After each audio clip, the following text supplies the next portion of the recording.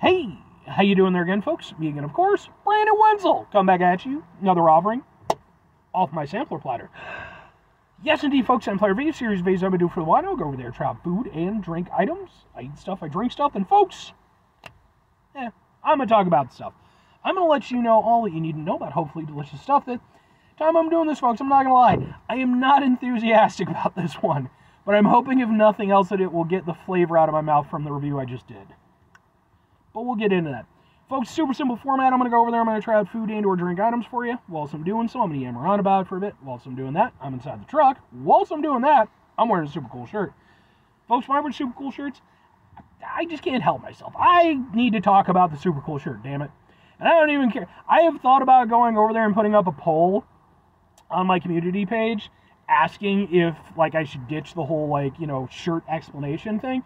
But the reality is, as much as I love my community, and I do, by the way, I think you're all fantastic, wonderful people, this is one thing where I'm going to be personally greedy on it. I will never remove the shirt explanation stuff. I don't care how many videos I do. I don't care how many times I use the same shirts. I will 100% keep doing it because it's a fun little thing for me and allows me to go over there and highlight some things I love. Like, boom, my Microphone Misfits shirt, which I've worn on a number of occasions. And rightfully so. The Microphone Misfits are fantastic. They are a hip-hop, breakdancing performance group out of Chicago. These guys are fantastic. Their live shows are just phenomenal because not only do you just get excellent music, you know, the DJ's fantastic, the MCs are fantastic, their lyrics are great. On top of that, you just get, like, all these great performances. They have different breakdancers who go over there and show off their skill sets. You know, they got people in the background going over there and, you know, doing really cool things. Like, they're just awesome, man. Like, and they have a very sort of old school hip-hop group aesthetic to their whole thing, like, and their sound. And I personally love that. I'm a big fan of, like, hip-hop, like, older hip-hop groups. Your Jurassic 5s, your Mighty Souls of Misfits, or, well, Souls of Mischief, god damn it. You know, stuff like that. I really do like that stuff. You know, even going, you know, a little bit more commercially understandable with, like, the Beastie Boys and stuff. So I love what these guys do. They're fantastic. I've seen them a number of times. I have taken video a number of times of their performances. They are on this channel, just in case you're interested. And if you are, please let me know. I will definitely point you in the right direction for these folks. But anyway, what am I trying for you folks? What are we doing here? Why am I not that hyped about doing this? Well, folks, it's because I'm reviewing, boom, it's a flavor of Meltdown Energy Drink. Ah, ha, ha, ha, ha. Specifically, this is the Rainbow Unicorn flavor of Meltdown Energy. It is real ketones, novel energy, 4 electrolytes. It's got sodium, magnesium, fourth fuel, which isn't a thing, calcium, potassium, and then it's got a bunch of, like, zero sugar and all that shit and everything. Boop-a-doo. This is one of these, like, modern energy drinks that also tries to be, like, a pre-workout thing, and it's good for your brain, and if you go over there and you pray to it 3 times a day, it might go over there and, you know, grant you an occasional wish or something like that. You know, it's kind of rub it like a genie type of thing. It really isn't that kind of thing. It's almost a sexual thing with it. I'm just saying.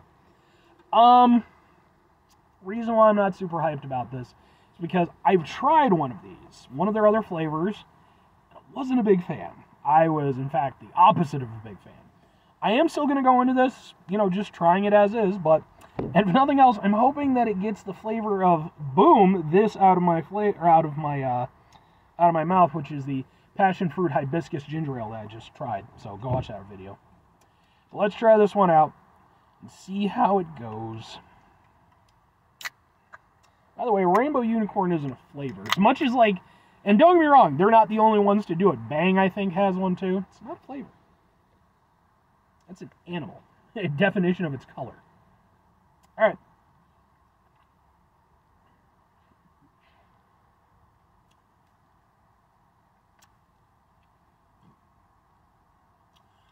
Okay. Alright, first off, I like this one way better than the other one. The other one, I can't even tell you the flavor off the top of my head. But the other one was weird. It actively set off stuff in my head that was like, I don't don't know that you need to be drinking this. Not like it was like expired or anything kind of way. Something about the concoction didn't mesh well with my head. This, there was a little bit of that, if I'm entirely honest, but the overwhelming flavor of the rainbow unicorn concoction did a pretty good job of sort of pushing that to sort of the back of my head. And by the end of it, when I actually got some of the fruitier flavors to it, it was actually pretty decent. Now, that said, am I a huge fan of it? No, but I didn't expect to be. Not only because it's Meltdown, and I just, again, didn't have a great experience with the last one, but the rainbow unicorn thing, I already had an idea from, like, the Bang stuff. I figured it was going to be very sweet and very tart. Yeah, that's this. It's very sweet, it's very tart.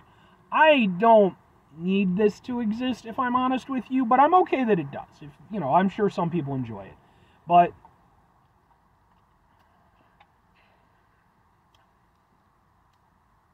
for one thing, I'm not a big tart person. It's just not my favorite flavor to go down. And this is definitely, it's certainly not the tartest energy drink I've ever had, but it's definitely on the tartar side, and I don't particularly like that. It's fine for an energy drink to have a bite, but I don't like it to be, I'm not somebody who likes sour stuff, typically. If you have contrasting flavors, which this does kind of have a little bit because it has both sweet and sour. So, okay, you have some contrasting flavors. But it's contrasting in the way that most, like, sour candies are, with your, fucking sour gummy worms and Sour Patch Kids and stuff. I don't eat those. I don't really like the sour aspect. I just prefer the sweet in that regard. But the sour and the tartness is definitely at the forefront.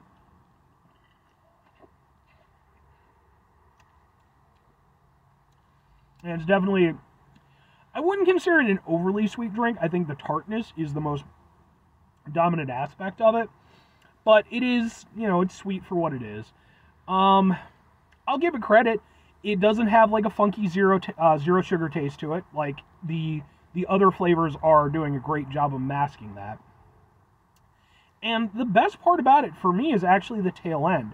Because the tail end, a lot of the tartness and the sweetness kind of fades away, and you get sort of this nice little fruity taste. For me, if that was the flavor of the thing the whole time, excuse me again, I would be a much bigger fan of this. But I also understand that's not what they're going for with it. Which makes it kind of interesting for me because I sort of have to review it from two perspectives. One is from my person, and one is from, potentially somebody who isn't my person. With that being said, two questions have to be asked. Would I get it again, and would I recommend it? For myself, no. But not because it's bad, and definitely not in the way that the other Meltdown was. This, for all intents and purposes, is a decent enough energy drink. It doesn't play to my palate very well, because again, I don't really want that tart aspect, especially cranked up that high. And it just, for me, it's like there's a lot of other energy drinks out there I would get before this. So for me, I would never get this again. But it's not because I feel it's a bad product. It's for the same reason I wouldn't get the fucking Rainbow Unicorn Bang again. I don't really like that flavor combination very much. But if I'm going over there and recommending it to somebody, kinda, yeah, but it depends. It really depends on your person and your personal palate. Which is a stupid thing to say, because that's anything. But, very specifically in regard to this, if you've already had, like, Bang or something else that has that, unicorn kind of flavor to it, that sweet kind of tart flavor, then you already know what the hell's going on with this. And if you enjoy that, then I would recommend it to you. I think it follows along those lines, and I think as a drink, it's actually pretty decent. But, by the counterpoint to that, if you're somebody who you already don't like those, there's no reason to get this one. It really is just doing what those have already done. So then there's that person who maybe hasn't experienced those things, and maybe they're on the fence. It comes down to what your personal palate is. Are you somebody who likes tart stuff? Do you like, Sour Patch Kids and all that shit and everything? Then this might be something for you. It's not going to be as sour as those, but it has that tartness aspect to its flavor, so you might enjoy it. If you don't, then I would probably recommend not getting it. But you could try it out anyway, again, because fundamentally, it's not bad. And I'm pleasantly surprised. If nothing else, it did do a good job of getting the fucking flavor of this out of my mouth. So, between these two things, the Meltdown is definitely the better tasting, and not that bad overall. Anyway, 5 things before I get out of here. Have yourself a great rest of your day, spectacular rest of your week, monumental rest of your month, spend the rest of your year. Folks, go over there, have yourselves a truly non-meltdown-tastic rest of your life, because, folks, you don't need to be melting down. That's not a good thing. Is there, like, a single instance where the term meltdown is used in a positive context? Because I don't think that there is. There might be. There probably is. Well, with English being all, boo-boo-boo-boo with things. But I can't think of one off the top of my head. I guess isn't there like an X-Men named Meltdown? I want to say that there is, but it's been a while. Final 2 things. Number 1, try to bring some positivity in the world. It's not always possible. It is, however, always appreciated. But what do you do if you can't do it all the time? I know I can't do it all the time. Here's what you can do, folks. You're going to try not to be an asshole. Folks, it's not the easiest thing in the world to not be an asshole. Trust me, I know it. I live and I'm out there with you in it. Life can be really difficult, really frustrating, really stressful. Just something that personally hit me recently was that we just lost, the time I'm doing this, just a couple days ago, we lost the comic book creator, Keith Giffen, who was my favorite comic book creator, and a guy who I'd always really hoped I'd get the opportunity to meet and to, tell him, how much I appreciated his work. Now I won't be able to do that, but even beyond that, just the loss of such a tremendous personality and somebody who was so influential to the comic book sphere, man, that really fucking hit me hard, But, life is going to trudge on, and we're going to have to face certain difficulties and frustrations, and when we do, take a step back, try to mitigate the level of assholishness in our lives, hopefully do better for ourselves and for those around us. Very final thing, folks, do the thing. Whatever the thing is for you, that's what I want you to go out and do. Folks, here's what I want you to do, or what I'd like you to do, to be fair. Go out and look up some Keith Giffen work. If you have any interest in comic books or, like, sort of pop culture media and stuff, seriously, go look up some of his stuff. The guy was in the comic book industry for damn near 40 years. He played crucial roles in creating characters like Lobo, the current Blue Beetle, Jaime Reyes, Rocket Raccoon. Like, you look into this guy's, workload, and it's amazing how often he comes up. And it's amazing how much of his work is just sadly overlooked. I do intend to do a little bit of a video regarding Keith Giffen and his work and everything that I'm going to post to this channel.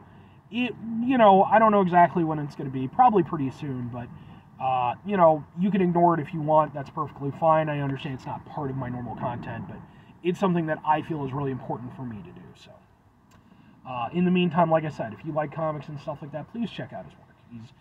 He was a fantastic artist. He was a fantastic writer. His dialogue is some of the best in all of comic books, in my personal opinion. And, hey, if you do, hit me up in the comments. Let me know what you think. Whether you like it or you hate it, that's perfectly fine. Not everything he did was a masterpiece. Trust me, there's some things in there that even I'm like, Keith, I don't know about this one. But, like, 90% of his stuff I love. Anyway,